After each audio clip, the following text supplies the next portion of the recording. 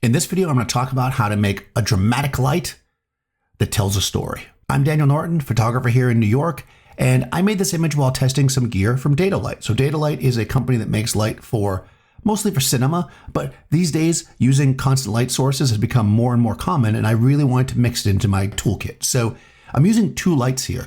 One is a small softbox, and I always find people to be surprised when they hear that I use a softbox on a shot like this. They're like, but that light is kind of hard. Yes, but remember that the hardness and softness of your light has to do with the distance and size. So I'm using a very small softbox, like a 1 foot by 1 foot softbox, and I've got it backed up. So we're creating this like hard light. You can see the shadow from her hand, right? And then on the background, the other benefit to that is that it doesn't affect the background. On the background, I'm using something that's very cool. It's called eFlect. I will put a link to that in the show notes. Basically, it's these like little mirrors on a sheet that you can bend and shape, and you kind of point your light at it and it reflects off of it and creates these cool patterns.